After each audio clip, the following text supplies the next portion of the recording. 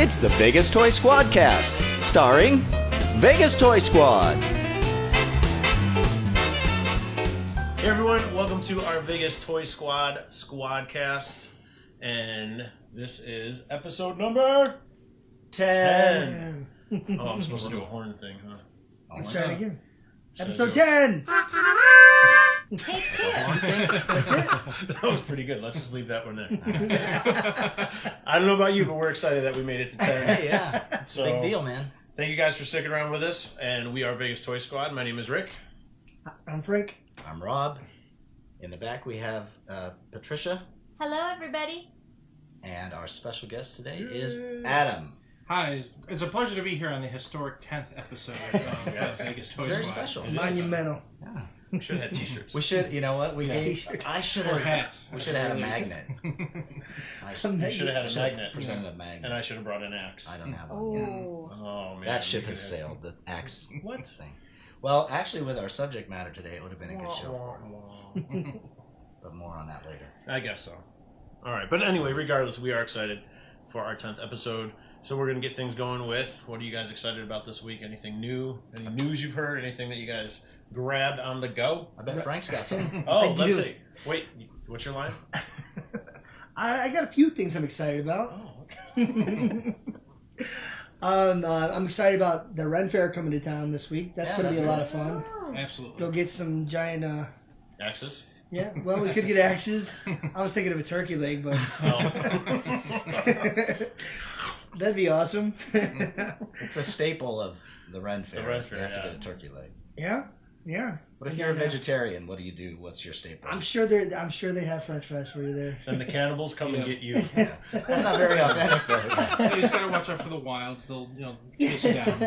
Hey, that would be a great cosplay for you. You'd be like A grass-fed vegetarian Oh, and walk yeah. around by the cannibals and see what happens. Yeah, I'm sure that'd go over well. So yeah, Ren Fair's cool. Ren Fair is cool. We went and saw Venom last week. That was it was a cool movie. Controversial. Yes and no. Like, I'm still on the fence. Rick feels otherwise. I liked it. I mean, it's a guy, he gets goo on him, and he goes around and eats people. What else do you need? I mean, I'm not sure what Is that people, the- is that I'm the not sure log what they line were from the movie? expecting from the movie, but, I mean, That's not the official log. no, that's not the official tagline by any means, but, I feel like it feels different without Spider-Man introducing him. yeah, but I think, You know? I think they'll build to that, and I think it'll get to that point at some point. I think this was a really unique and cool way to introduce him into the MCU, and I really liked how they did Eddie Brock's character. I really could care less about him prior to this, but then seeing that, he was a little interesting to me. I thought the whole, I'm a jealous reporter of Peter Parker, I was like, He did have a little more depth to him, and he made it more personable, so that was neat. I'm Have you really seen it? intrigued. I have not seen it yet. Waiting probably, with because of the Ren Affair, my store, War Room Games, we're gonna actually have a booth there, so we're getting ready, No kidding. setting up for that. No yeah. time So- for movies. Yeah, not this week, not the past couple of weeks. Hopefully next week we'll be able to find some time. But yeah, I'm looking forward to seeing it. No, it's cool. It's just like I said. I have some hangups. I love that character, and I just like him as a Spider-Man villain. And then Spider-Man's not there, so There was no Spider-Man in this movie whatsoever. But I think Or is that okay? Correct. We don't. correct. There's Right. no Spider-Man in this movie. Is that a spoiler? Not really. not really. I don't think people, because, they kind of knew. But as you guys were talking about, do you feel that he's a much more developed character because he had his own film, and then when you integrate him with Spider-Man, then it'd be much more interesting dynamic because everyone's familiar with Spider-Man, but maybe not familiar with Venom. That's a really good point, and I think you're right about I think that. so. And it's like he was saying, like, I think it's going to build up to it, and I think you guys are both right on that. And So there's obviously a movie coming that has. I would think so. And then the end credit scene, I'm not going to say anything except you need to stick around for the end credit scene. There are two of them. The first one is amazing. The second one is cool. But the first one that one made me excited for, all right, let's do another Venom movie. So Cool. So when are we going, Robert? As soon as Movie Pass Oh, no, goes not back the to Movie being Oh, useful. yeah. So that was it. You said anything else? Any, big news for you? I forgot that there was more of the Harry Potter Lego sets that I wanted to get. I forgot about them, and Patty actually sent me an ad for like $10 off at Target. Oh yeah. For if you spend $50 at Target, you get $10 off of Lego sets. yeah. And I saw like the Quidditch set and then the train set as well, like Ah. which I thought they were kind of cool looking sets. So I was like, all right, I guess I probably got to do this too now. Yep. So Frank is deep in the rabbit hole. Needy. deep. I don't even see the hole anymore. The light's gone. The net is Are there gone. sets you still don't? Everything's dark. Is that it now? Are you done with the Harry Potter, the new Harry Potter? I'm just gonna get the. Basically, I got Hogwarts, and then and if I get these other two, then I'm probably done. Oh, there are more, but you're not going to get There them. is. They have the complete Hogwarts, and it's like a miniature version of it. Wow. They have like microfigs. I think that's what they're That's a calling new thing, right? them. Microfigs? Yeah, I think that's what they're calling them. But they have like it comes with like 28 or something microfigs, and it has all the storylines, and it's like you build like tiny Hagrid's hut, and it's really amazing. cool. But it's like what $300-400 something like Something that. like that because It's outrageous, but Wow. of course. Right. So Yeah, I those- probably will pass on that. Those microfigs, it's the same mold for when they did the Lego games, and they had Lego. They were pawns that you would use in the game, so it's the same mold as that for the microfigs. Yes. I think I just ordered one, Boba Fett one on eBay. Oh, neat. I think so. Are Are they they? for Hogwarts though? They might be the trophy size, like the super miniature ones. They might be the super They tiny might be ones. the super one, like they did for Ant-Man. Trophy size. Yeah, because some minifigs came with trophies of minifigs, Oh. so they're like super micro. Yeah, figs. and I mean, for the size that they are, They might they're be like those. really Yeah, detailed. I'd I have to think you look it might up. be right, but Yeah. it's really cool. Like it's cool to look at, but there's $400, $300. Yeah. It's really hard. Well, there's a Lego set that came out recently that I've been looking at. That's about $300-400. I was showing my wife in case she wanted to surprise me for Christmas. But the Cloud City Betrayal at Bespin or Betrayal at Cloud City. That's a cool one. Yeah, I still it's didn't cool. look It's at got it. 4 different areas, or I think 4 different areas. Each with its own little Mm-hmm. minifigs. It looks I don't- very cool. Yeah, You know, it's cool. that's cool. So I guess since I stole it, were you done? Yeah, go for it. No, I'm done. I'm done. My Harry Potter's We're not that my Harry specific. Potter news Yeah. is over, and we're already through the Red Fair. We're good. So yeah, and then speaking of Lego, Look at you. Ooh la la. you can't see it if you're just listening, but it's the Lego Brickheads Boba Fett. We could shake it so released. they can hear. You Shake can always it. tell Yeah, you Legos. can always Shake tell it like a Legos. Polaroid picture. Whoa. So I'm excited about that. Yeah, A it's bucks. New York Comic Con was recently. Yes, I guess yeah. I didn't go. Does anybody know anybody who went? No. For sure. Mm-mm. But Hasbro, as usual, released a slurry of cool new. Mm-hmm. Is that the right use of that A word? Sure. slurry?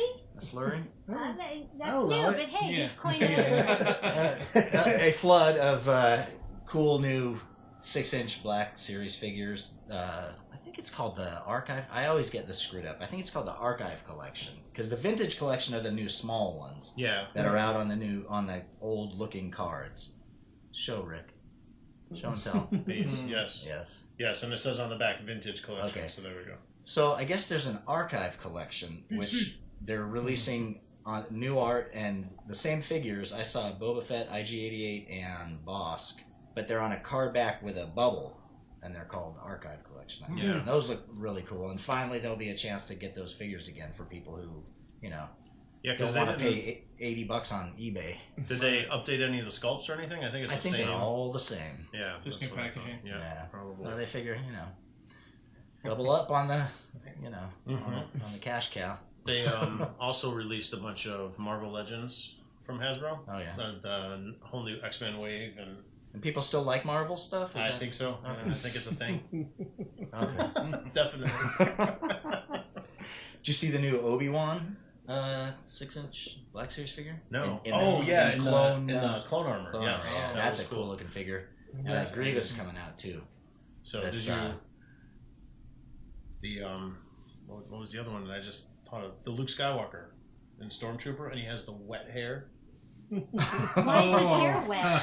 Because he was sweaty in, hair. he was in the Oh, he was garbage garbage chute. chute. Yeah. Oh my god, such gross hair. Yeah. Gross hair, Luke. Does it have pieces of sludge? in No, it? there wasn't any pieces. It was just slick. It's nice Okay, and So, slick. it's nasty. it was just Can we slick call back him the Luke. hipster Luke? I guess. Yeah. This So- figure is literally, it comes with wet hair. Yeah, well, it looks like wet hair, so it's like that's it's a just- high it's gloss. not. Just gross. Like he just came out of the pool and Ew. Yeah. Ooh. No. I didn't see that one. that one. It's funny. It's just proof that they will make a figure Oh. of any version. Well, yeah, then Yeah, obviously because they know we're dumb enough to buy it. wet hair Han is coming. Well, then. if you want your complete Luke Skywalker collection, Exactly. you need the garbage one. Slick hair. Also, That's too funny. I went hunting today Uh-oh. and I found something fun. Where was this? Oh, this was at Target. Look at It that. says online item on the thing, so I think that's funny. somebody must have ordered it online and And returned it back to out, the huh? store. But it's a Ruby's Ooh, Han Han pistol. I'm gonna paint it black and There you go. cosplay the crap out of that. Well, I don't cosplay, but somebody could. It'll be for sale. This will be for sale at the next at our next Toy Con. One more With a custom paint job, so it'll be more than what we have. Yeah, wrinkle paint that. And I found this at Walmart on clearance. This is Lando Calrissian himself, Look at Nice. that. Nice. childish Landino, Childish with Kessel Guard. I don't There know what a you go. Kessel Guard is, but that's pretty cool. On clears for $7, Yeah, that's not bad. right? I So like it. check your Walmart and you could get lucky. That's all. I'm surprised you actually Good found choice. product at Walmart. Oh, I know. I know. Well, I know. We won't go back there again. We won't revisit that Ooh. returning segment. Yes, Sir Rick. Yeah. What's got your blood boiling this week? Nothing too exciting. I mean, I was glad you found the two Star Wars figures that I was looking for. I got Enfys Nest and Dr. Aphra Yes. from the vintage collection. Found those at Big Bang Toys. Yep. So Shout out to thank you at Big Bang, because Lord knows I wasn't going to find them on the shelf anywhere else. No. But got those two characters. Dr. Aphra is one of my favorites. I was excited. I saw actually it came out last week, but I forgot to talk about it. The X-Men Dark Phoenix trailer for the next X-Men movie came out. Oh, I Oh, hadn't wow. heard about it. Yeah, that was pretty It's cool. That out. came out. It kind of got me excited for the movie. I mean, I know heard of that. this will probably be the last X-Men movie before they merge them into the MCU, but that was pretty cool. Yeah, that came in under the radar. I don't remember hearing. Yeah, the there trailer wasn't- Release. Yeah, there wasn't a big fanfare. There wasn't much. I mean, and usually my feed is just Mhm. blown up with. And I just ran across it randomly. I saw it like posted maybe once or twice. So. I Yeah, was guilty of watching half. It came on TV, and I was like, "What am I watching? Oh my god, I gotta shut it off." And I was, That's right, Frank in the yeah. previews. And Is big- it Sophie Turner from Game of Thrones? Yes. You- She. I Yes. think You asked she- me like I know names. Okay. Yes, it then is. I'm gonna It's thank Sansa you. I Stark. just Yes, wanted yes, some Sansa Stark. validation. Yes. The daughter of the guy that got his head cut off in first season. Ned Stark. Easy, that's a spoiler. Well, That's Yeah. first season, man. That's like years ago. Sansa- It's only 8 years old. Yeah. 7 years old. Sansa Stark is playing Dark Phoenix. Yes, That's yes, what I thought. yes. I did not hear about the trailer. Yeah, so I'm gonna it's have to look it's it the up. same cast that's been in the last 4 Yeah, X-Men that's what I movies. So McAvoy and who's the guy who plays Magneto? He's really cool. Fassbender. Michael Fassbender. Yes, Yep. it's a great Yeah, cast. so it's a really good All cast. right, So I'm it should in. be a good movie. It should be a good movie. I'm excited about that. You should have known it was coming out after their, spoiler alert about Deadpool 2. If nobody's seen it, Oh yeah. they had made a short appearance in there. The whole cast was almost in there. Oh yeah, and Deadpool too. Yeah, Mhm. that was. Did we see Deadpool too? Yes, we did. Okay. So with Josh Brolin. Yes. Mhm. Cable. Oh, that's right. We talked about it. yeah. on our We podcast. did. It was so many episodes ago because we've been doing this for so long now. Yeah. 10 episodes. So, not to put you on the spot, but you've heard what we're talking about. What's going on with you? What's exciting? We know the Renaissance Festival. That's the foremost in my mind right now. It's fun every year, and I actually encourage everyone to come down. It's at Sunset Park. It's the 12th through the 14th, and it's just there's a ton of vendors there with really cool stuff to look through. There's going to be all the guilds are down there, and they all have different themes. We're friends with the Dogs of War. Definitely check out their encampment. They're a bunch of fun people. They get really into character. And then there's going to be jousting. There's going to be different combat events that you can see. There's going to be it's a great way to spend a weekend afternoon, and hopefully if the weather holds up like it is right now, it's going to be a beautiful weekend. Yeah. Last couple of years has been a little warm, but this year it'll be great. Now, Adam, I hate to interrupt you, but can Yeah, you just- remind people what guilds are? Okay, because so not everybody knows what they are. Yeah, We so- do, but yeah, so they're like an organization of people who have a theme. So, like for instance, like the Dogs of War present themselves as mercenaries, and so they build an encampment. They all make their own. Actually, to be a member, they make their own leather gear that they for their cosplay. very cool. And they camp out there for the 3 days. They generally they ferry around to the different festivals regionally, and there's one that's called the Wilds, and there's much more like barbarian style. There's a Roman one. There's a pirate one. and Because there's a pirate one as one well. of my coworkers is Yeah. in one of those guilds. Yeah, exactly. So it's just a way for people to, have fun together, cosplaying, being a period appropriate, and there's and just to share a love of that the whole experience of the Renaissance Festival. For sure. And this is our 3rd year there. The first year was right before our store opened, and we were just advertising. But we actually had a booth the last 2 years where we represent. And next year we're going to go try to go even bigger and have our own special events there. But we're going to preview them, give a little talk about it this year, try to get people excited for next year. Very cool. And the other thing that's been on my radar is a miniatures game that came out based on Fallout called Fallout Wasteland Warfare. And so it's based on the Fallout video game series. Hugely popular. Oh, yeah. Fallout 76 is coming out pretty soon. That's been getting a lot of buzz. And it's made by a company called Modiphius. And it's a miniature skirmish game, and there's actually 3 modes of play. You can do a solo game where they have little adventures, and there's basically set up a scenario, and there's kind of like an NPC AI system built into the game that you play against the game. Okay. And then there's collaborative storytelling style, where you get a group of people together, and you're kind of like exploring the wasteland together. That's awesome. And then there's one where you can actually build up little armies and fight over resources. Oh, very cool. And the minifigs are really cool. They have a lot of cool terrain for it, and they even released a whole Nuka-Cola set of bottle caps, which is the currency in the game, like it is in the video games. Oh wow, That's awesome. So that game is actually a lot of fun, and we actually look forward to painting it up and displaying it at the shop. Oh, that's cool. That'll be really awesome. Sounds intriguing. Very cool. Well, before we slip into our topic, I think Patty wanted to talk about the big event of the week, the Walking Dead premiere. Well, I know just Rick for was a- excited to talk about it. If you're listening in, Rick is mad dogging right now. I'm playing up the character. Rick is a fan of the comic series. Huge and fan of the comic series. Less a fan of the TV show. Well, I used to love them both because I thought, the book was one universe, and then I looked at the TV as a separate universe. But at some point, it lost its magic for me, and I don't want to go on more like we'll talk. Well, if you want to say what you're going to say, and then maybe I'll come back to it or whatever. But it just Now, I think I'm. Should we have saved this for the Versus I segment? think I'm done. I think I'm done with Walking Dead. if you haven't watched the season premiere, I don't know that we'll give away any spoilers, but you may just want to be aware that we're going to, we may Say talk some about the things. show. You may want to tune out for the next 90 To me, it seems like The Walking Dead is now basically Animal Crossing with zombies thrown in here and there. It's like it's just farming and politics. With a gaming theme. Right? Yeah. That's kind of And for me, I didn't enjoy the whole. I mean, that entire episode was so predictable, and I think that's why I love the book. Because I've been reading comic books since I was a kid. So yeah, comic books. You throw an X-Men comic book in front of me, yeah, I enjoy it, but I can pretty much know where it's going. It's predictable.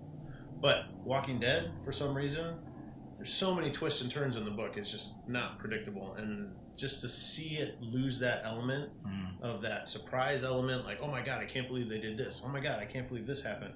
And to have that element gone, it's just like, eh. I feel like they do that a lot, but I feel like it always comes back. I feel like it falls in and falls out quite frequently. I don't know. what about is it, you guys. season 9 they're in now? Yes, it's season 9. They have a new showrunner. Otherwise known as Angela. season done. Oh. So Frank, you haven't watched it. I did. I watched it. Adam, I watched it. You haven't seen it. I haven't seen it. I watched it yesterday. I don't want to ruin anything for you then, Adam. But like I said, I feel like it falls in and falls out. Like it's either hot or cold for the episodes for me. Even season wise, some seasons are really cold. You're just like, come on, and it draws out. But I don't know. Yeah, I have to agree. Like just overall with the show, I think it's really hard for a TV show to have bang episodes out, episode after episode, especially when you're going 9 seasons. Yeah, that's true. Even with the source material to pull on, and that's not excusing the weaker episodes like these. I really I thought I was done with the show during season 2.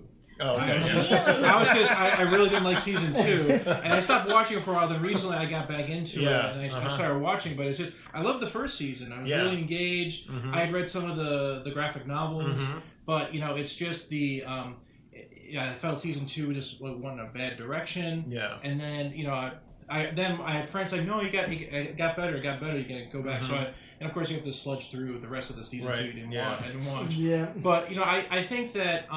Which is why I like saving it up, because I feel if I watch it as a chunk, then you can the good and the bad, like the good outweighs. You remember the good and you sort of forget the bad that way. If you kind of binge it all together, it's all one long. But watching it week to week, that bad episode kind of stays with you. Well, yeah, if you wait all week, gives you too much time to think about it. Sit there and stew.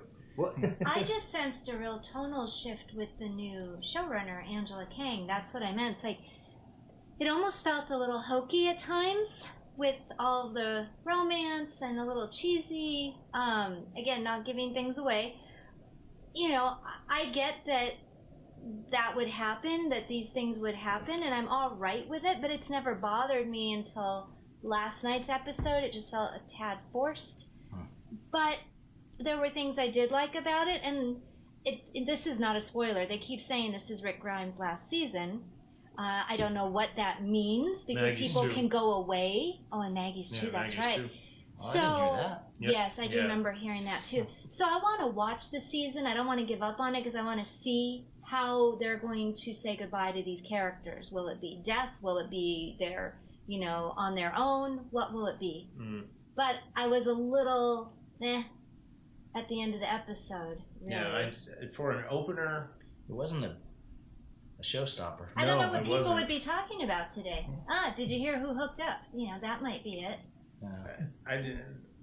Yeah. I guess I can't talk about it without giving a spoiler away. But when they walked into that building and you saw that glass floor, you know what's going to happen. And it's like, but it was all a tease, really. Not really though, because no, what you figured would happen happened. No, I thought maybe something more dramatic would happen. Yeah, that was so if actually anything, it was disappointing. It was much ado about nothing. But the show throws curveballs, and so that could have been a curveball, and maybe a minor. I don't think that one even hit the plate. No, it didn't. That petered out before it even hit the plate. I really have to say, I don't know if I like this new Maggie, and I don't know, is this the Maggie in the comics? What we're seeing now? I'd say it's pretty close. It's pretty close, but I don't know that I agree. But there was with other her. things that happened that led up to that make it more believable. They're jumping ahead in the storyline really quick. I think they're forcing a lot of things Again, forcing things to try and line up with the book, and it just naturally happens, and it makes so much sense because of the things that happen, and the depravity that's in the book is so much more graphic than what they show. I think, at least. I agree with you. On the TV, so you can understand why these characters are going to act this way, because, oh my God, if some of this happened to you in real life, what else are you going to do? Yeah. So, I mean, I don't know. It's an hour of my life I won't get back, so. We did recognize a new character, and I don't remember if he even was named, but he was an actor on Black Sails. Oh, yeah. And we recognized him last night. So and he's I'm going to be somebody. He is going to become a new bad guy, without a doubt, because he's like a sort of name guy. Yeah. And I think that's why, because what it's leading up to, I don't see how they're going to get there in a decent way with the characters that they've killed off. But maybe they're not getting there. Maybe they're going somewhere else. Well, no, they keep teasing that this certain group is going to show up. They've said it before, and this is the season where this group's going to show up. Yes, exactly. Yeah. All right, there's whispering. We can't whisper. We're on a podcast. You just You just spoiled it. spoiled it. Spoiler alert. See, this is an innocent thing because I don't get into that. Yeah, you did. That was great. All right. All right. That'll be on the So, That'll be on the extras for blooper the reel. 10th episode. Yes. so with We that got being Patty. said, that was it. So comment if you had an opinion and you watched the show, because we'd like to know what our viewers and listeners thought. Change my mind. Make me watch it again. Convince Rick. Well, there's nothing else on Sunday, so. That's time to catch up on all the stuff you DVR during the week. Yeah, exactly. Yeah, I'm so behind on the Netflix shows. I gotta get caught up on those. So there are a bunch of those. Mm-hmm. Did you watch that new Star Wars show that came out on No, I Disney DX? we I DVR'd DVR'd it too. I haven't watched Resistance, it yet. Resistance, right? yes. Yeah. It's Poe Dameron and crew, right? So it's I don't know. I don't know if he might be in it. yeah, he's I'm I not think sure. he's the main He's character. he's the main character. Yeah. Oh, okay. Yeah, I don't know too much about it. I know they're coming out with a new toy line for it. Of course. Of course, it's very, very child looking, very Yeah. vibrant colors and very Like the know, toy box line, kind of. Like those- even brighter, like a lot of really? fluorescence and yeah. So the palette of the toy line is very cheery and bright. So Huh. Cool. and we'll see how. Is that there a goes. Mandalorian? Maybe. Speaking of Mandalorian, oh my holy god, how crap. did we forget about that? That was like, whew. Yeah, that was big news. was I'm like big news. strolling Instagram, Mandalorian. Like Yeah. that's all anybody's, that picture. Yep. And then So Rob's talking about the new Oh, yeah. TV series that they've announced from John Favreau. Yeah. Favreau, who's doing a Mandalorian. Yeah, Like it space looks like cowboy a kinda space thing. opera, western kind of thing. He looks like a real bad ASS. Uh-huh. I can say ass. Yeah, you can. Yeah, you just did, so you're good. Yeah. Yes, you can, but shoot you. Well, that's true. He just looks like a... That looks Or cool. she. It could be. It we could don't be a she, know. we It don't could know. be- Yeah. And in fact, I told Patty, like, chances are it could be a female Yeah, that was mercenary in there, That'd be cool too. Yeah. But looks cool, and Jon It does look Favreau's a huge fan, Mhm. so we know it's going to be. He's directed other Star Wars stuff, right? Hasn't he? Or He did. He's the director of Iron Man. Mhm. Like he's Yeah, the one yeah. that started Yeah. pretty much the the MCU. MCU, yeah, with the Iron Man and Iron Man 2, and then he's always been a producer yeah, of a lot of those movies. Yeah, I don't think he's done any Star Wars. I don't think so. I think this is, that's what he's So- first. and this takes place right after Jedi, right, or sometime after Oh, the Jedi. in Mandalorian? between? Yeah, it's I think I read it's that, right. I right? think that's the time frame. Oh, I got Is to do after more Jedi, research. yeah. As excited as I am, you'd think I would. I was just gone reading right the to article, and I was like, after I saw it, I was like, nope. I think they have an Ewok sidekick too. And Rob was like, Say Patty's in. and I'm done. The Mandalorian and his Ewok sidekick. Yeah. No, Nika. No, he's got a porg. He's a space pirate. Oh, man. Aw. Shoulder port. Shoulder porg. That's, Porgs and Ewoks? When? I'm Nothing Yeah. but porg to eat. Yeah. not cool. That's funny. All right, should we introduce the topic then? Yeah, I was gonna say let's with that one because Patty gave me some laser eyes with that porg comment. she likes porgs. All right, we're here to actually talk more about games and gaming. That's why Adam is here because you guys have the store. Yeah, so as I mentioned earlier, the name of our store is War Room Games, and we're a tabletop gaming store. We specialize in miniature gaming. My business partner Ray Prado and myself, we both used to work for Games Workshop, which is one of the major producers of miniatures. They do the Warhammer 40k line, Warhammer Age of Sigmar, The Hobbit, and then they have a number of specialist games in those different universes. And we're also big into board gaming. We have a big Wednesday night's a big board game night, and pen and paper RPGs, D&D, Pathfinder, Star Wars games, Star Trek Adventures, Cyberpunk, Shadowrun, all those types of games. So those, and the one thing we haven't gotten into yet is the collectible card games like Magic and Pokemon. We don't really have a background in it right now, so we're trying to focus and make what we know we're good at the best we can, and then later on we will venture into the card game side as well. Yeah, that makes sense. And where's the store? So the store is at the corner of Sunset and Eastern, right across from Sunset Park. 2560 East Sunset Road, Suite 110. We're right behind the McDonald's in that parking lot. Okay. And we're open 7 days a week. And we have table space available for gaming. If you go to War Room Games LV on Facebook, we have a calendar of events about what day. We specialize in different games. Monday nights are hobby night. With this Warscar Citadel sitting right in front of me, this is some of the stuff that we like to do on the hobbying side as well as the gaming side. And so that's our Monday night is for our is where we specialize in the hobbies. Mm-hmm. And then Thursdays we have D&D Adventure League at the store, which is open to everybody. If you're ever interested in trying Dungeons and Dragons, it's a perfect opportunity to come and learn how to play. Is that Adventure League? Is that like D&D for beginners? Like, so it's one of the concepts behind Adventure League is to teach new players how to play the current edition, but it's also for if you just want an extra D&D game that you don't want to worry about setting up 5 to 6 of your friends and try to pick a night. You can just come down. It's like a pickup game. Yeah, ready-made game to go. There you go. And it's also a good way for people who are on the road a lot, because your character sheet will be signed off by the DMs, and you can take that sheet and go to any game and play that character. Oh, that's cool. So it's a really cool system they've set up. They run the current module that they've released. They just are transitioning into the Waterdeep module that just came out. Dragon Heist, which is a really cool setting where you go into the bowels of the sort of the underworld of Waterdeep, and you're negotiating all the different powers that be that run Waterdeep behind the scenes, sometimes openly as well. Mm-hmm. And they're all trying to vie for a treasure in Waterdeep, and you have to sort of make sure you're working for the one you want to work for without pissing off the other ones that you're not going to work for. It's a really cool setting. Cool. And that book just came out, and they're actually doing another Waterdeep. It's sort of like a second sequel to it. That's going to be coming out later this year. Oh, very cool. That sounds awesome. Neat. Are we going to gloss over that Rob made a sports reference pickup game?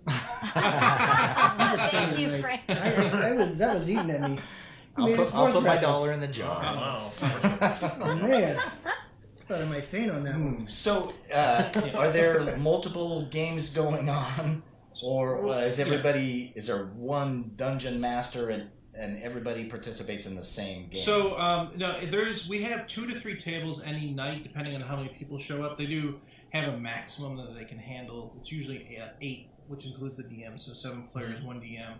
So we've gotten up to almost 3 full tables on Thursday nights, but we've never really had to turn anyone away for that. So we're still have room to grow. Plus, there's a couple players who actually just started within the last year that are actually looking to get into DMing, so we may be opening up new tables so they can start DMing eventually. And is it the kind of... Sorry, I have so many questions about this. But is it the kind of thing that continues week to week, or is it a self-contained game? When you leave that night, it's done and over? So the Adventure League that we have at our store are continuing campaigns. So they do stretch together, and that doesn't mean that people are busy and they can't always make it every week. So if you miss a session, they'll catch you up, and your character kind of is like teleported to where they are in the story. We left you behind in the canyon. Do they become a non-player character? No, they don't do that. Whereas the DM will kind of play as them, is because the character sheets are kept by the players. So the DMs don't have access to that. Right, yeah. But yeah, there's enough ways that you can work in the player who wasn't there last week into because the sessions last week were 3.5 to 4 hours, so it's they get stuff done, but sometimes nothing gets done in a 4-hour session. I always play D&D. Sometimes you just get sidetracked into some little side area the players find interesting. Right. But as far as overall in the store, while we do have days dedicated to certain games, that doesn't mean you can't come play other games those days. On our Facebook page, we have a group where people can look for games. So it's called Planning Your Next Battle, and you go in there and say hey, I want to play a 1,500 point game of 40K on Wednesday at 2 p.m. Who's interested? And someone will respond, and you can set up a game that way. That's very cool. Nice. So you guys, I mean, are basically a meeting ground for people who, you know... Yeah, we like to think of ourselves as a community of players, and that's one thing that we present, is it's not just a store where you buy your games and we're done. Like, you come in, you're new to the hobby, we'll help you with the build, like, teach you how to build, how to paint, the rules of the game. We'll do teaching games. We're there to help you grow in the different hobbies, whatever it is. Because we're all gamers at the store, and so we want to see people have fun and be introduced into the hobby and grow the community. Because we want to play a welcoming place where anyone can walk in and feel like, yeah, this is where I can relax, have some fun for a couple hours. I really love that concept. Because you know, everyone's lives, you have all the stresses and everything, and we want to be a place where people can come in and just like relax and have fun. Yeah. Very cool. I love it. That's nice because, like Rob and I were talking before, I think it was on one of the SquadCasts, if you're new to comic collecting, you go into a comic shop, it's pretty intimidating. And sometimes it doesn't have that. So it's nice with, a hobby like this, and I'm sure you'll touch on it, there's so many different aspects to this hobby to have that welcoming and that community feel. Yeah, I mean, it is like, and especially like something like miniature gaming, where it is a little bit more of a niche hobby, where it isn't. Dungeons & Dragons, most people have at least heard of it and maybe kind of have an idea of what it is. And now, like with Critical Role and different YouTube podcasts, where it's really become much more mainstream. Most people, it's amazing. Like back when I started in second edition, back in when I was in middle school, you just had the little group of people, and you kind of heard about it. It was still back in the days where parents were worried about whether or not I was going to lead a satanic worship. Yeah, exactly. What are they doing in the basement? Yeah, and so why do I smell incense? They're talking about demons and all this other stuff. What's going on? Yeah. And now it's all out in the open, and people see that. It's just people having fun, and so like a lot of the sort of the stigma of the role playing game is gone away. People are just like, I just want to throw myself into it and have fun, because they realize that it's really anything you can do. But like with the miniature side, like if you're into, maybe you played a video game with Warhammer 40K, which is the most popular miniature game, or you might have heard it, like the Warhammer Total War is on the fantasy side, and that's a pretty popular game. But you don't quite know what it is, so and you come in and you see the wall of boxes, and there's 20 different armies, and then there's glue and tools and paints and brushes. It can be a little overwhelming. So part of what we like to do is walk people through and say, this is where you start. They have a good range of starter products, and so we'll say like, and what we always like to tell people, and our advice is, whichever army you think is the coolest, for whatever reason, because you know a little bit about their story, you think their story's cool. You just look at the box art; those guys look cool. There's the Tyrannus for 40K. There's the bugs, the swarm of bugs like that. I just want to play a bug army. And if that's what draws you in, play that, because sometimes people try to chase like whatever is the good army as far as in the game. That's always changing. I can tell you which army is best right now. 3 months from now, it could be a completely different army. But if you stick with what you think is cool and it draws you in, you're going to stick with that army. Even if you're still going to have fun with it, even if it's not the most competitive army. But in the miniature hobby, which is nice, the one thing I love about it is there are many different aspects to the hobby. So you have the game side. So there's a rule book. Your army has points. You play up to a different point level. You play a game, and then there's a winner and there's a loser.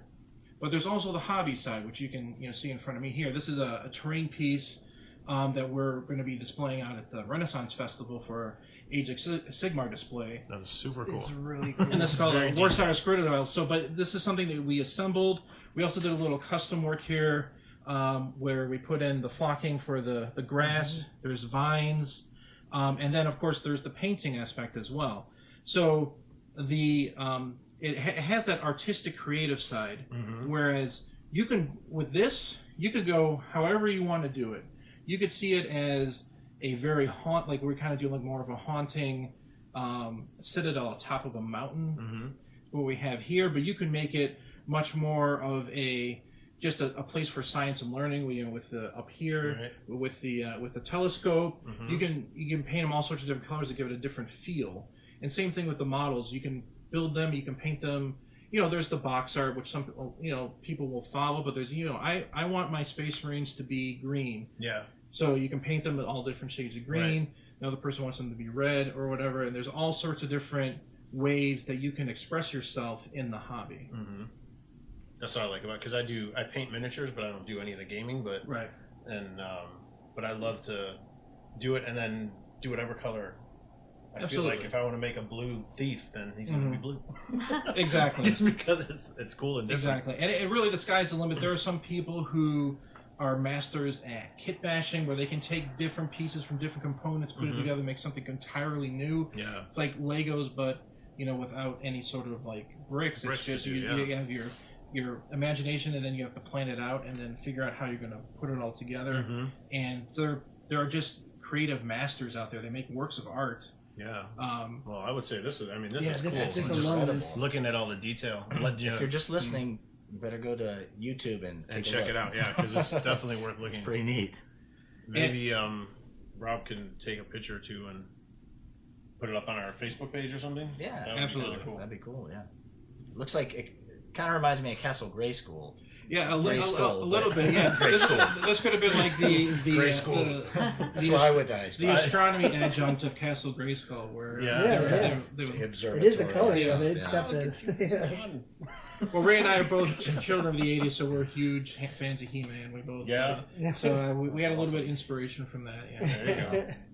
But this is a kit that the company who makes the game also put out. This was made by Games Workshop, and so when you buy the box, it comes on sprues that you have to clip out the different components, and then they have instructions on how to to assemble it. Like a sprue, like a supports. Yeah. So basically, they come in rectangles, and the different components are, because the way they have to manufacture it, it's not manufactured like this. It's manufactured in panels, and then it glues together in a certain way via the instructions, or you can make modifications as you see fit, and then. Once it's done, then it's ready to paint. You put a primer over it, because it's just going to be gray plastic and won't take paint unless you prime it.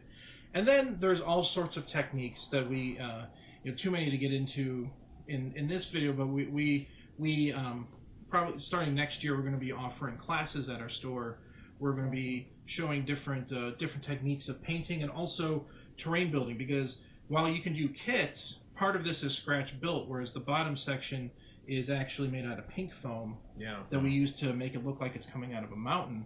But you can completely scratch build terrain, especially for the boards where you play on. It's a great material where you can sculpt like mountains and valleys and rivers into it, and then you paint it over and you do flocky materials to make it look like a grassland, or you can make it look like a sort of like an arid desert area or a thick forest. We did actually a really cool for us game called Star Wars Legion. We had a 4x4 with a downed AT-AT that we had chopped up and to use as like a makeshift rebel base that the Imperials were assaulting in a forest area. That's amazing. Yeah, that's awesome. So it's a really cool, and things like that is what I love. It's just the creativity, and also as I mentioned earlier, we have the community aspect. Whereas sitting around a table and playing a game with friends or people you're meeting for the first time but will become friends is its own unique experience that you can't really get playing online or really anywhere else. Right. It's just having that, sitting over that game, having fun, maybe talking a little smack to each other, just laughing. That never happens. Never. I feel that's a big part of what we provide, because I was big into online gaming for a long time, and I got gotten away from the tabletop.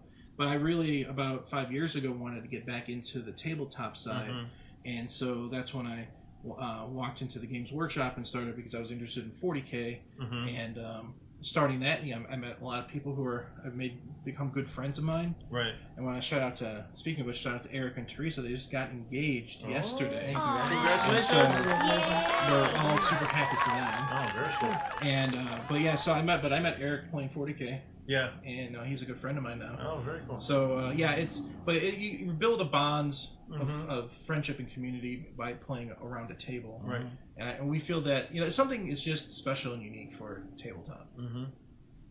Yeah, totally. We started doing that a lot just in the last year, just in our circle of friends, just doing Game night. different, a lot of the card games like you see, like Munchkin and Unstable Unicorns, and Yeah, I meet a lot of people like who that. come in and they're like, "Yeah, we've been hosting a game night for 3 months or 6 months. We need some new games." They ask for recommendations. So it's become a lot popular. It's 10, 15 times a week I meet people who are like they're running their own little game nights at their house, right? Yeah. Inviting friends over. It beats sitting down. I mean, sitting down watching a movie. Movies are great, but there's no interaction when you're watching the movie. It's setting up those scenes where you can have those shared experiences. I think that make it great. It's really a big time for gaming right now, like tabletop and other kind of. Cards. Is it? You think that's a response to like social media and that disconnect that people? I think that's part of it. I think in some ways we're much more connected than ever because I'm in touch with people that I hadn't spoken to in 10 years and probably never would have without Facebook. But it's also that distance where all you have is the screen. Right. Yeah. And you're texting something, and then something comes out, and maybe you meant it as a joke, and then someone else takes it the wrong way. Yeah, they take it. Yeah. Whereas you're unfriend. Yeah, exactly. Yeah, people are completely reasonable on Twitter and Facebook all the time. Is my experience. But if you're in person, you have that common experience. But I also think a few other things. Just the quality of board games has gone up. When we were kids, we all had games like the Parker Brothers games, which were fun, but didn't have a lot of depth to it. But with Kickstarter's been a big boon because it's given creators who maybe they couldn't sell their idea to a big board game company like Fantasy Flight or Hasbro, but they just have a great idea, and so they can go directly to the public and say, "Hey, we have this idea. We need $30,000 to get it going," and then there's the marketplace of ideas where they vote with their dollars. Yep. And if they get funded, they can make great games. There have been a ton of games that have come out that eventually are picked up by publishing companies. And oh, yeah, these are great games that we never would have seen 20 years ago. Right. Yeah, now you see unicorns, Unstable Unicorns at Target, Absolutely. With all the expansion packs. And That is such a that was our first Kickstarter. That was my first Kickstarter. So I follow another company, T-Turtle. We can mention them. And I got an email like a year or so ago about Unstable Unicorns, and I got excited when I read about it, and I was like, I think I like this. Very simple gameplay, but hilarious. Real super fun. I love the nay card and the hell nay. And the super nay. Games that last like 15, 30 minutes that are easy to pick up and put down, just fun to replay, those are super popular right now. Flux, which I see over here, is another one of those games that is super easy to play. This is Firefly. That's Firefly Flux. If you want to be a brown coat, you can play that game. But they have a bunch of different licenses for everything. For Flux, and they all have like different little special rules in them because like for instance, the Monty Python Flux, there is a rule where sometimes everybody has to sing. Oh, really? When they're talking during the game. Yeah, we dance at the round table. We dance with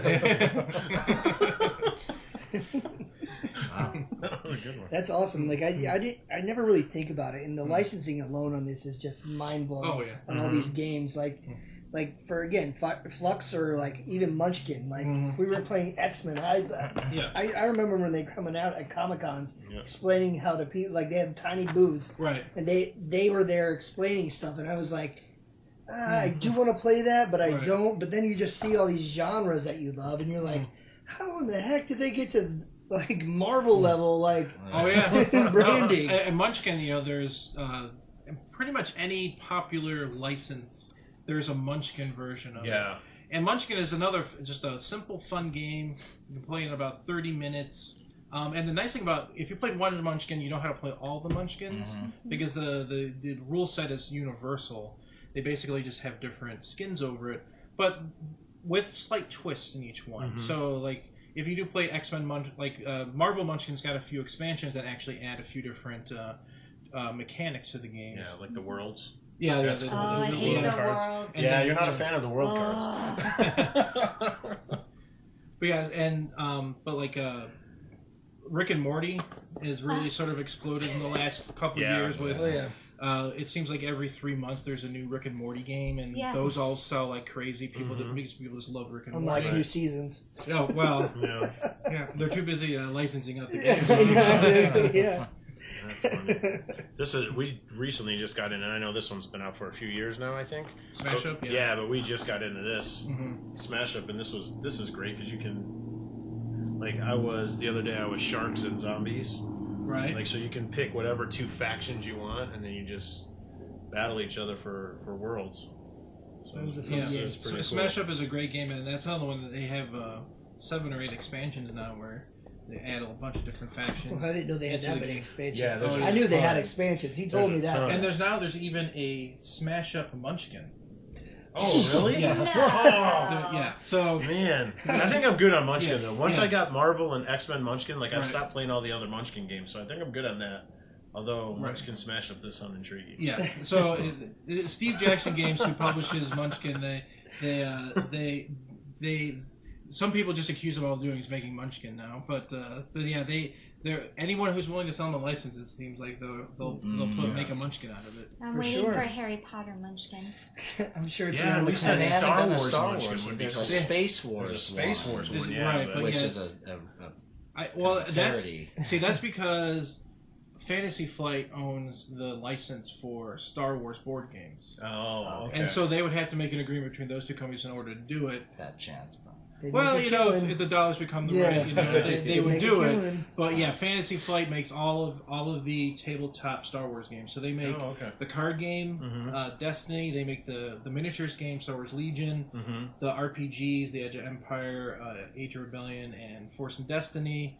And they make all of the different board games. Yeah. So yeah, so if it's not Fantasy Flight, really, you're not going to see a Star Wars game. Okay. So that, as one of the negative side effects of having the exclusive contracts is that you wouldn't see like a Star Wars Munchkin. Right. Yeah. But hopefully, maybe they'll be able to talk and work cool. something out.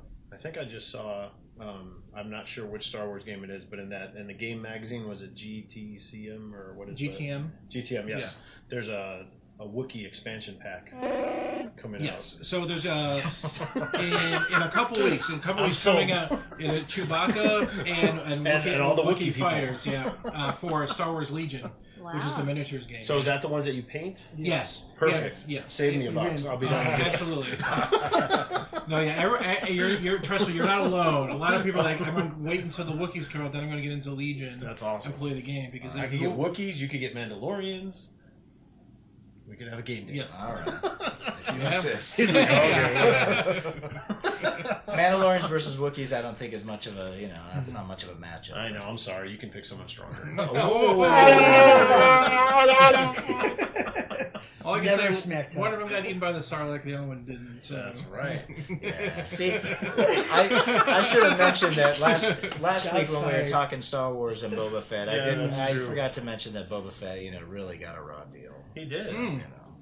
I think not to stray off topic, but I think it was just a character that George didn't expect to blow up like he Skyrocket? did, Right. and he really didn't know what to do with him. Right. You know what Yeah. I mean? It's like he didn't know where to fit him into the story, so he gave him a So he crappy killed ending.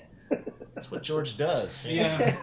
Well, So- I mean, everyone was like, well, why is Darth Vader telling that guy specifically to cool his jets, no disintegrations? Yeah. Right. When you're Yeah. talking about hunger. So, like, what is that guy up to? Right, exactly, Darth yeah. Vader, the baddest man in the universe, Yeah, tell has to us remind him. him that he needs to chill out a bit. Slow roll.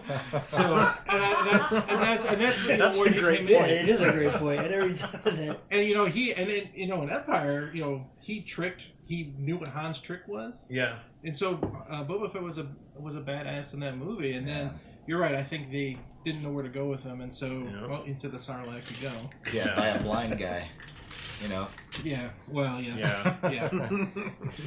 Not a good way Man, to not a good way to go. Is it too late into the conversation, do you think, to touch on what the different kind of games are? No, I was you just going to mentioned say board that game board night, games and I RPG pictured like yeah. people sitting around playing Clue or Candyland, but that's not what board games you're talking about, right? Well, I mean, I love how you put Clue and Candyland together. That's awesome.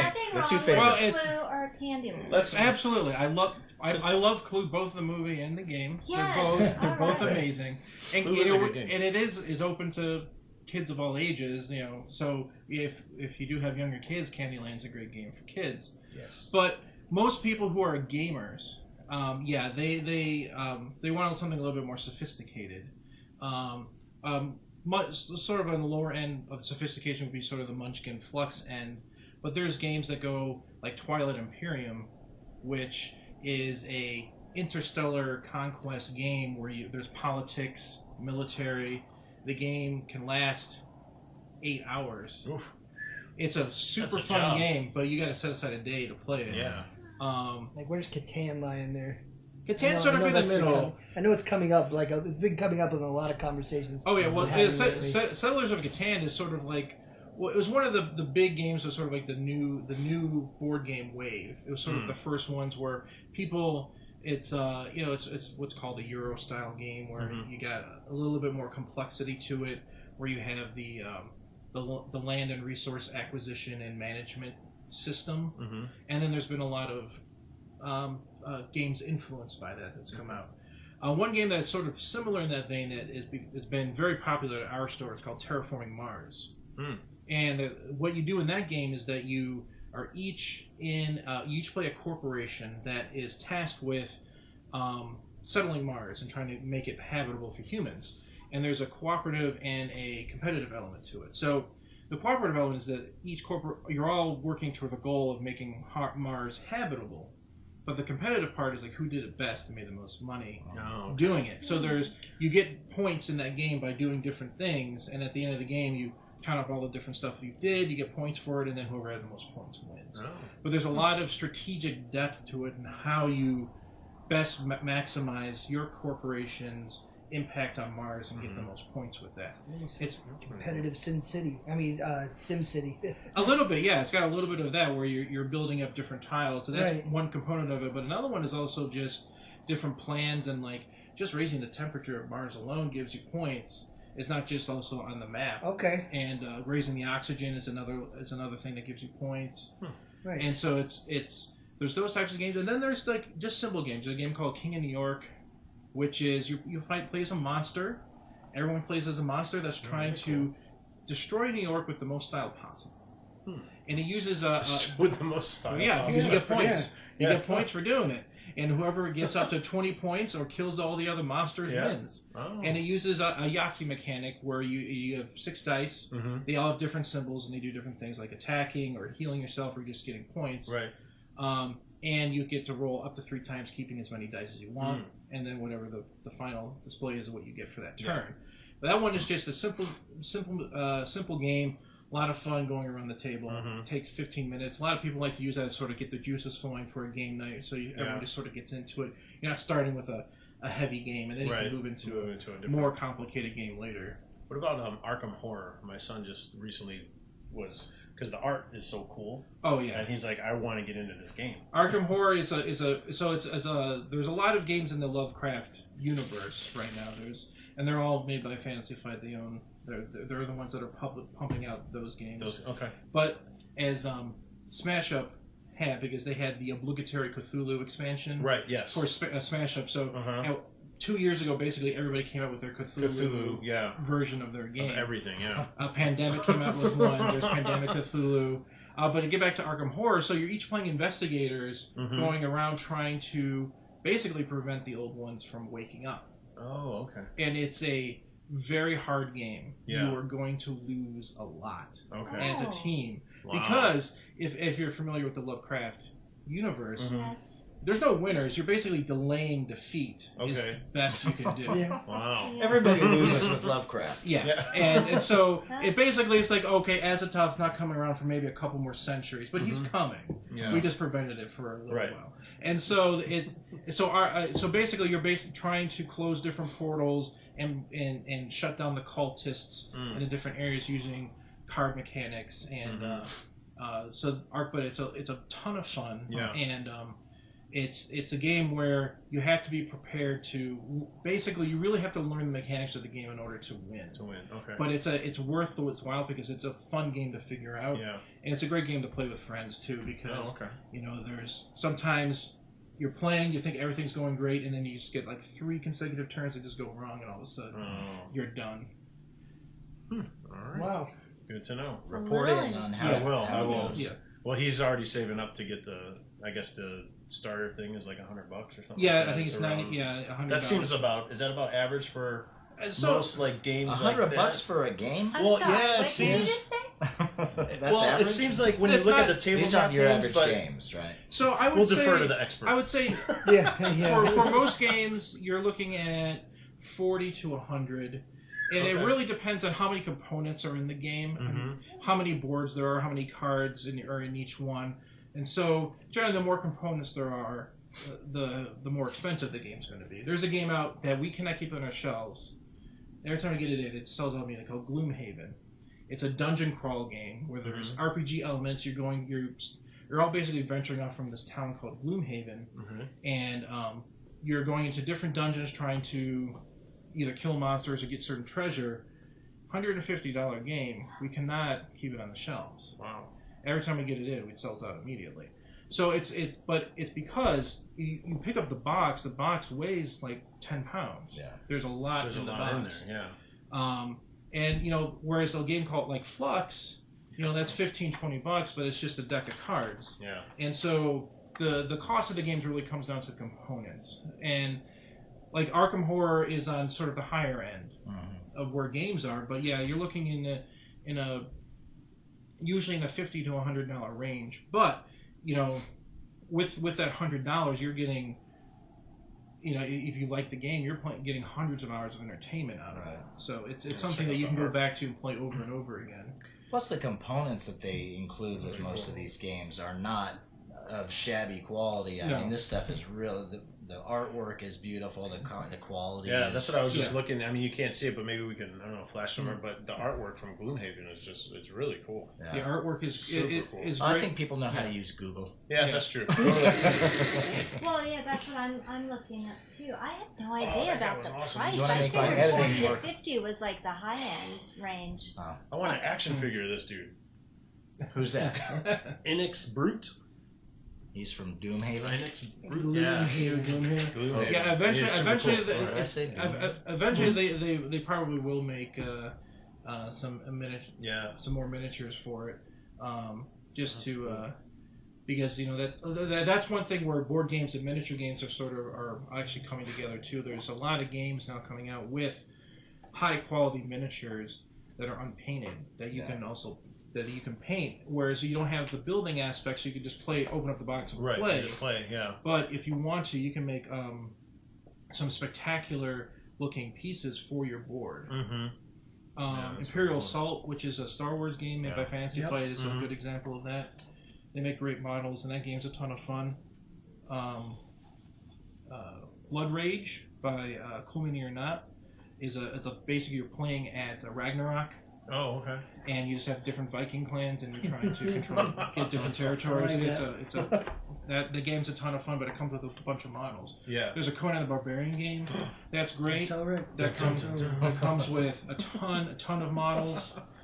Dark Souls, based on the video game. Amazing models for that one too. Wow. Yeah. So is there a Sasquatch game? There is. I don't know if there's one with models though. All right. I've been waiting for a cryptid game. Start writing it. I was thinking about it. But, Richard, this is your calling. Oh yes. Squatch Watch. Hey, you just gave away your title. Oh yeah, I did give away the title. Oh well. Squatch Watch TM. You heard it here first. We will blur it out, beep it out. Yeah, we'll beep it out. We'll censor it. Oh, thanks. So how do people, when they walk into the store, how do you direct them? You just... Well, but we always ask people, because some people are just into certain aspects, certain types of tabletop gaming. And so the first question we usually ask somebody after we greet them is like, oh, what brings you in today? And they usually tell you, I'm looking to see what your board game selection looks like. So we'll walk them over, and then we'll just chat with them about what type of games they're like, because there are different genres of board games, and some people just love a certain one. Right. Some people like to play all sorts of different ones, so we try to guide in the right direction. Some people, they just want to browse, and so we'll let them browse. Some people are looking for like, hey, I got friends coming over that we like to play this game. What's another game that's like it? So that's, or they can say like, oh, I've heard of this Warhammer thing. Can you tell me about Warhammer? And we'll come in and we'll explain it to them. Or some people are like, just like cool dice, and they'll come in like, where's your dice? And we'll show them where the dice are. Yeah. Yep. Very cool. Your second question should be, how long do you like to sit? Half hour?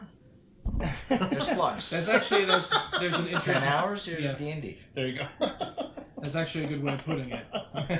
How long can you sit? Well, last time we were in there, the guys at the tabletop, man, they were all standing around. There was a lot of action going on over there. Yeah, a lot of movement. And, it was a hustling. Yeah. When you get the miniature games, generally there's a lot more standing because you have to move your armies around the table, so harder to do that while sitting. Right. Board games tend to be pretty much sitting. Some games, miniature games, like you're sitting while your opponent's doing something. Some games it's your turn, complete turn, and then your opponent's turn. Yeah. So, but there's a lot more. You're your general over your armies. You got to make sure everyone's doing their job. Yeah. What would you suggest if someone was just thinking like they heard this or whatever, they thinking, oh, I want to try gaming? What would be like the go-to game that you would suggest as the start out, or is there no such thing based on? To be honest, I just ask. There really is no like one game I would point to everybody. You just got to have a conversation. Everyone's played board games in their life, even if you just go back and it's Monopoly when we were kids, which is a game I still love, even though it gets a bad rap today. I still love Monopoly. Yeah, no, I still like it. That thing can last for days too. It can, but that's mostly because of house rules. Usually, base rules of Monopoly. Yeah, you're right. Play by base rules Monopoly is actually a pretty tight game. But I would just ask them different questions about what their gaming history is like, and like how many. Well, another one's important is how many people are going to be playing. Right. Because there are some games where it's like it's hard 4 maximum, and then there are some games that say 2 to 6, but it's not really good unless you have at least 4. Right. A 2-player version of some games just isn't really fun. Right. Yeah, we found that out with Smash Up. My wife and I played together, and it was okay. But then once there was 4 of us, it was a much more entertaining game. And then if it's a group of people who aren't really like I would say big board gamers, I'll guide them more towards the games that I think are quick and light on the rules, so they're not bogged down with spending an hour reading the rules and maybe not understanding it. Because and then you've got people who are more seasoned in board games and have played a few different types of games.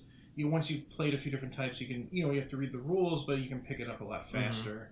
And some people have a higher or lower tolerance for rule sets too. Right. Yeah. Some people just want to sit down and have the game explained to them. Right. Yep. I got a game that I would like to ask your opinion about. Sure. These Unlock series. Yeah. I know we got one of those. I played them, returned it. and I just want to know you were. I bought one on clearance at Target, and then I read the reviews, and I returned it. Oh. Okay. Well, I can tell you that I played Man, it. you are the only person I know that would return something on clearance. I think. Wow, that's amazing. So that's my review. Kudos to you. There for you what go. it's worth, Frank. I don't feel so bad about what I said Do you about remember Walking which Dead unlock now. you had? It was this. I think it was the one with the cannon on it. Oh, It okay. was the piratey beach one. Yes. Yeah. And I just I bought it because it was cheap on clearance. I read the reviews, and they were mostly stinkers, so I just took it back. Well, So they tried to capture on the escape room craze with the unlock. That's right. Oh, that's what this. And so they're all based around like you're in an escape room. There's an app. You have to find certain clues and enter the clues. right. One of the problems when the game's launched, and I'm not sure if it's still there, is that the app was a little glitchy. We didn't have any problems with that when we played it. The one that I played, I had a lot of fun with. Right. And so it sometimes with online reviews, and I've found is that once there's a consensus of this is good, this is bad, and then people just kind of pile on the consensus. Yeah. I always try to at least get my own opinion going with it. So, but I mean, it's not. I had $4 at stake. I couldn't, Well, I couldn't risk $4? it. well then, yeah. I was gonna say, they're pretty pricey on Amazon. Yeah. Yeah. Is it? Well, it's for 3 of them. It's around $45 for 3. The one thing I'd have to argue about is that it is pretty much a one and done Yes. thing. But That's what I. But if you were having a gaming party, like if you were just had like some event and you were having like People who'd never played it could play it. Oh yeah. Oh yeah. I mean, I had this one's actually I think it's on the harder side of it. It it's has got like 3 3 locks. locks, Yeah. and I thought it was just like 3 locks might as well be like, hey, 3 dingle dongs. What the heck does that mean? Like, I don't know what that means. Like, there's like an infinite numbers. Right. I don't know. It's Yeah. nothing. It doesn't make any sense. So I didn't know that was the highest level. So I was like, Right. I just picked this up, and I mean, Direct we your had comments to Frank we had a Batista. little difficulty, like as far as like we get stuck at some spots, and there's no way to look into it. Like you can't like move ahead, and that was the only problem I ran into, and that it's only one and done. But Well, yeah, the one and done thing. The price point, I think they run about $20 for an unlocked game at MSRP. right, Now, but because they're mimicking that escape room thing, when you go to an escape room, generally, if you get stuck, you're stuck. There's someone usually there that maybe can give you some clues. right. But they're not going to figure it out for you, or leave. Right, there's always someone you Yeah. can call or like something Right. where you can ask for a hint. Right.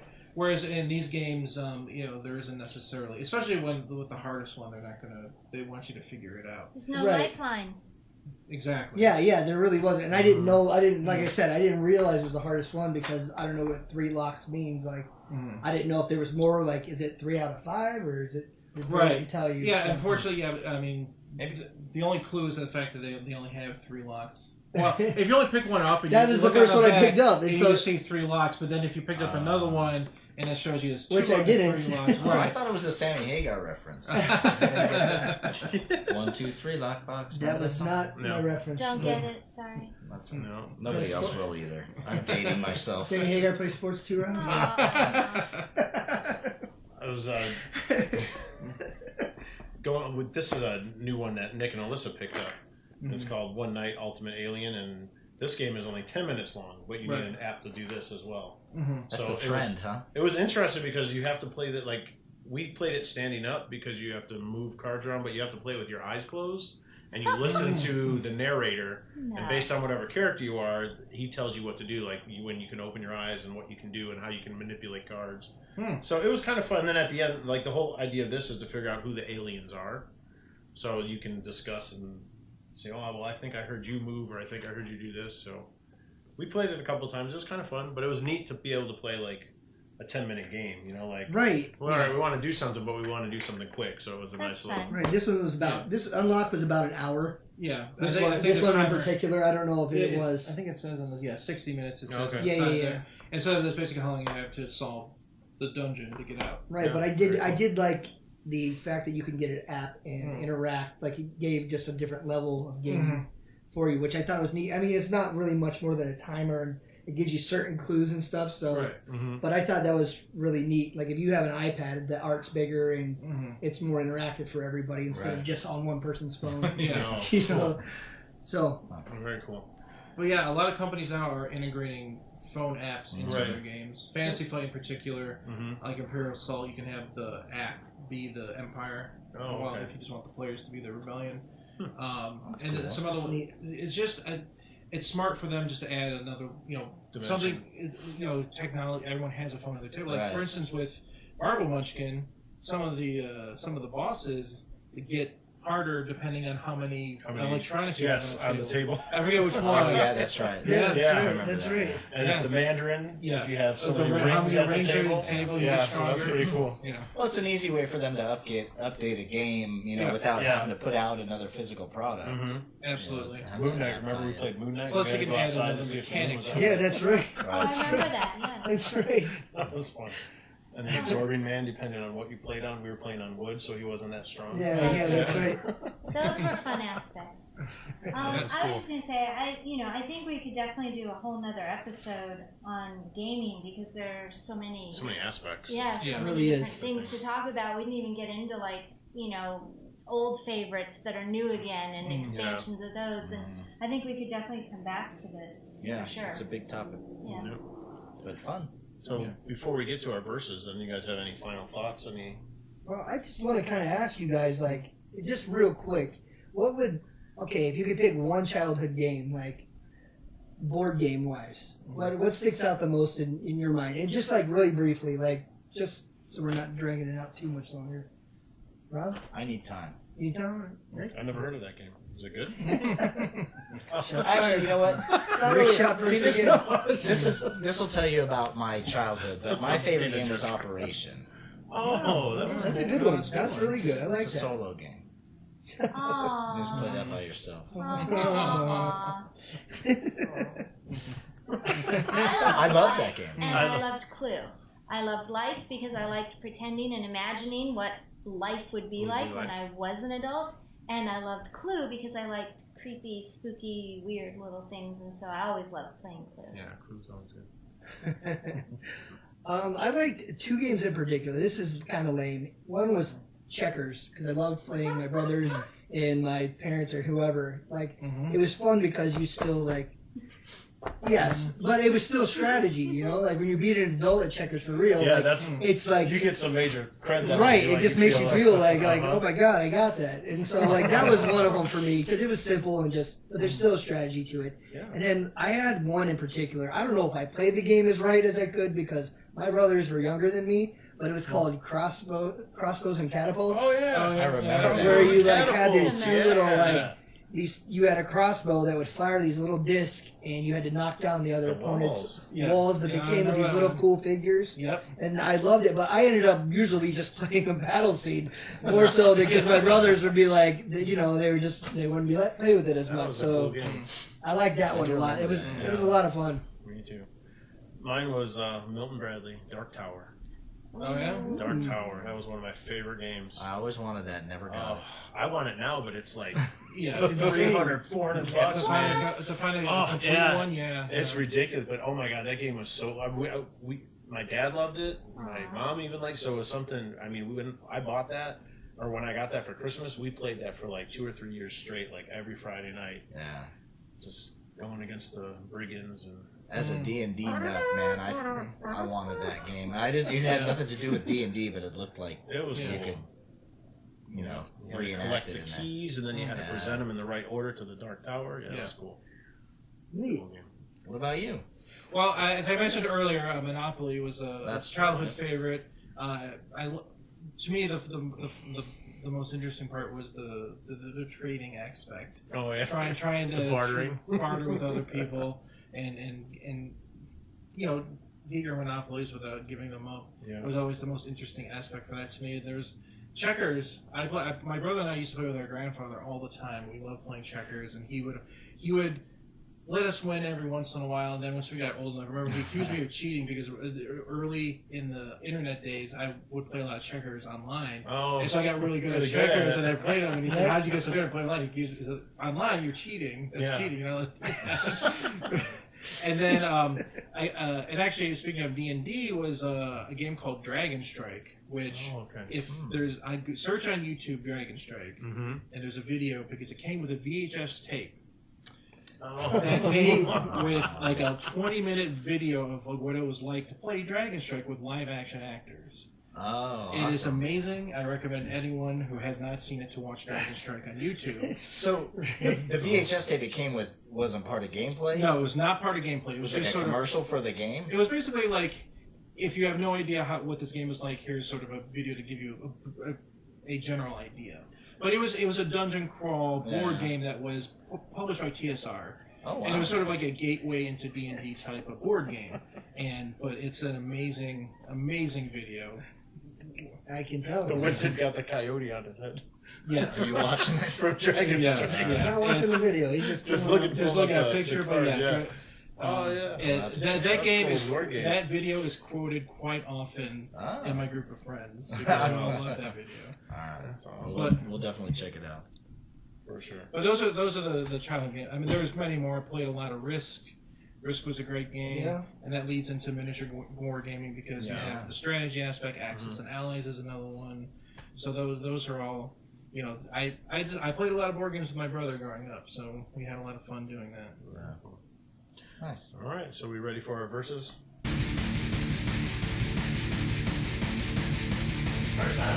All right, you guys have been with us. You know we like to end with a little versus question. So we've already mentioned this game several times, talking about the game Munchkin.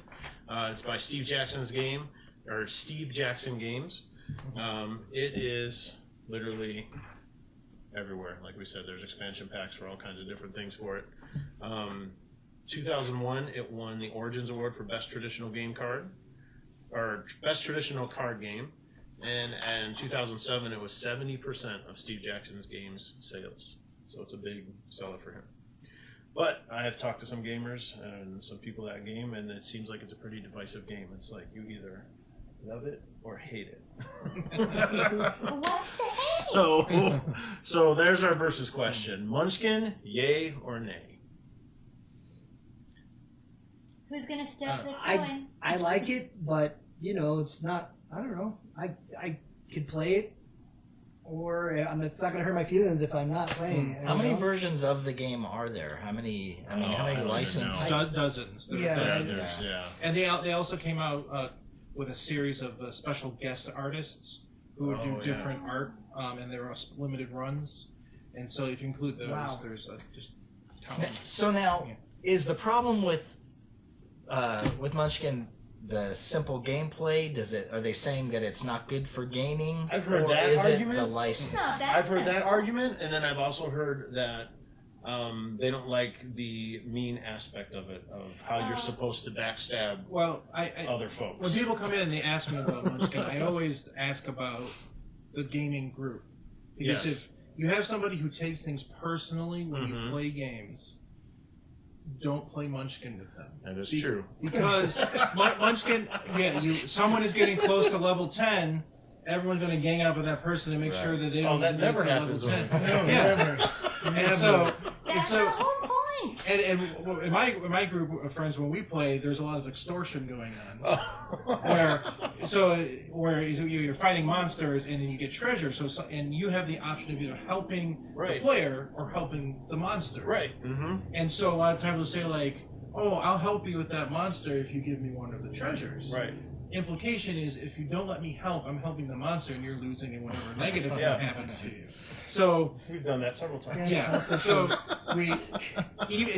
especially if you say, well, I can beat this monster by myself, and then you're like holding a card, like well, not with this card. You can't beat him. So if people like take those types of things personally, you probably shouldn't play Munchkin with them. But if you have a group of friends that can roll with those punches and have fun with those types of games, it's a great fun game. I mean, the mechanics aren't overly complicated, but you don't need to have complicated mechanics to have a fun game. If the game is inherently fun in the way it's designed, which I think it is. I think so too. Yeah, I would agree. Then even with the simplistic gameplay, it's great. So I'm in favor of it. Yeah. Is it the most popular series for you guys at the store? Or? It's one of them. Yeah, definitely. I would say it's one of our more consistent sellers from the board game standpoint. Yeah. I'm all for them, especially once they came out with the Marvel and the X-Men edition. I just think it's so much fun, and then the different aspects with the Marvel characters, knowing so much about them, I think that was really cool. So, what makes a game different? The same exact game when you're playing just with a different, like you mentioned, a different skin on it. So you're playing Marvel or you're playing X-Men. So it's just the superpowers. Well, but I mean, it's basically you're playing the same game. You know what I mean? It's like if you're playing a video chess game. And Star Wars chess. Like you got Star Wars chess pieces. Be like, it's no funner because it's Star Wars. It might be. It might be. You don't know. I'm taking the contrary, and I understand that, and that's where you can argue that there are too many Munchkin games because of that. But I can understand from Steve Jackson's standpoint, you have this good generic mechanic standpoint that you can put a lot of licenses are. Someone might not want to buy the base Munchkin because it's sort of generic fantasy, but they're big Marvel fans, so they'll buy the Marvel Munchkin. Right. But with some of the expansions, they do have throw in some mechanics that actually alter the game a little bit. It would still work if you used those mechanics in a different Munchkin, but generally they only come in certain expansions. So there's one where they have the different portals, where it adds different effects to the game. Like, for instance, you can only gain levels by defeating monsters. If you get a level up card, you won't level up. Yet. Right. And or you can only wear X amount of equipment counts towards your total, or your allies don't count, or your affiliation doesn't count. So there is some value in some of the smaller expansions, but those are all mechanics you could add to a game without including X-Men or the Marvel, or, Right. or the licensing Right. things. It's obviously just a money making gimmick, Mhm. But Right. it If they had works. Boba Fett, though, I'd buy it. there you go. So on Point that made. note, All right. Well, on that, we want to thank you guys again for joining us for our 10th episode. yes. So again, we're excited about that. Hopefully, many Well, more episodes to congratulations come. on the Thank show. you. Thanks for Thank being you. here. Shows. Well, Yeah, thank thanks you for for having having me. Thank you for being here. And hope you people come to see you at the. At War Room Games at 2560 East Sunset Road, Suite 110. Online. WarRoomGamesLV.com is our website, and or Facebook / War Room Games LV. Instagram, you guys are on there. Yep.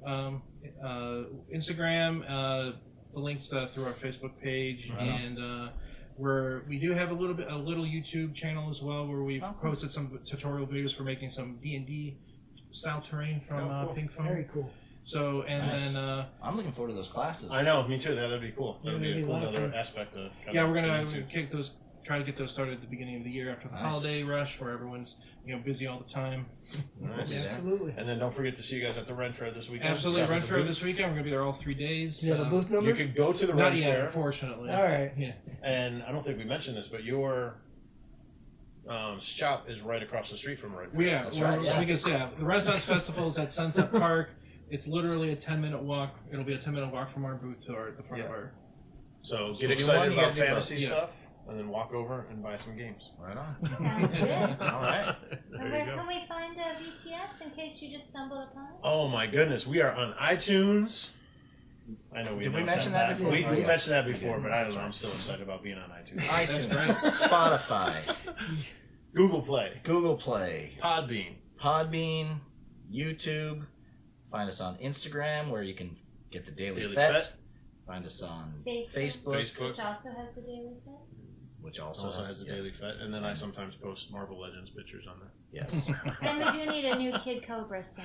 I know, Mm. I know. Kid She's Cobra been video. saying that, so we'll get Kate Cobra back. Right on. But thank you guys for watching us. We appreciate it as always, Yes. and we will see you next time. BTS is Out. Out.